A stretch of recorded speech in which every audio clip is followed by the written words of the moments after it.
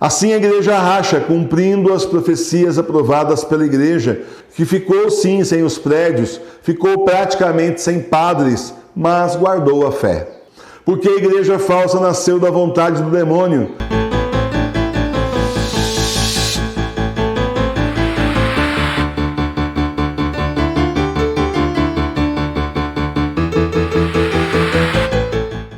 O escapulário é um presente que Nossa Senhora nos trouxe do céu.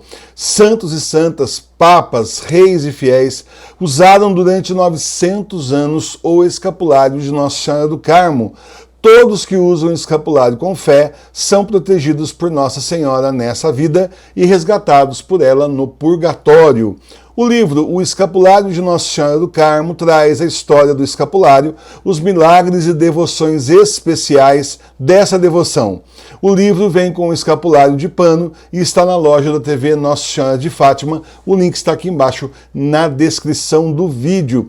São Paulo sempre falando a nós, o remanescente da Igreja Católica Apostólica Romana de 2000 anos, simplificadamente igreja remanescente, mas não é uma igreja nova, é a mesma de 2000 anos. Só com um formato novo, rezando nas casas, cumprindo as profecias.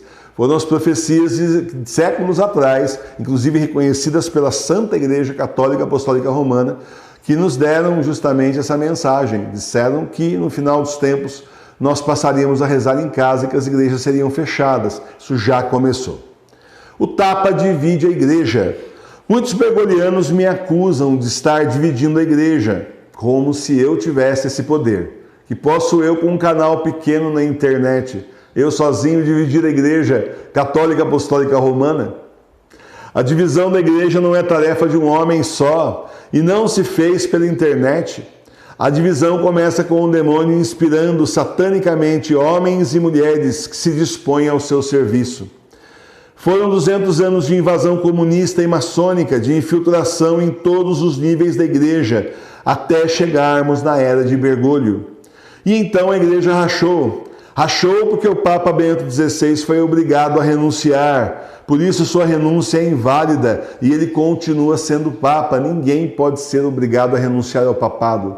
Se assim acontecer, o direito canônico nos garante que é inválida justamente a renúncia. Rachou pelas heresias de Bergoglio, que despreza o sagrado magistério da igreja e a sagrada tradição e cria para ele uma outra igreja falsa, herética, bergoliana, fundada na ecoteologia. Seus deuses são pagãos, para eles a cruz é o fracasso de Deus. Desprezam Nossa Senhora e adoram a Pachamama, a Mãe Terra. Então eles, seus asséculas, invadem a religião, tomam toda a sua estrutura administrativa e financeira, mas não podem tomar a parte espiritual que está nas mãos do Papa Bento XVI, o último Papa escolhido pelo Espírito Santo. Assim a igreja racha, cumprindo as profecias aprovadas pela igreja. De um lado temos a falsa igreja, do outro lado temos a verdadeira igreja, que ficou sim sem os prédios, ficou praticamente sem padres, mas guardou a fé. E essa fé continua nas casas, na sua igreja doméstica, preparada pelo Senhor, para que você e sua família possam ter os sacramentos e bênçãos do Senhor. Em tempos de igrejas falsas sendo fechadas de novo sem reclamar, é fácil ver que o Senhor foi misericordioso ao nos dar a igreja doméstica para guardarmos a fé até a sua volta. E então, de um lado, temos a falsa igreja escrava do demônio, das suas luxúrias, das suas corrupções. E de outro lado, temos a verdadeira igreja, que é livre em Cristo Jesus.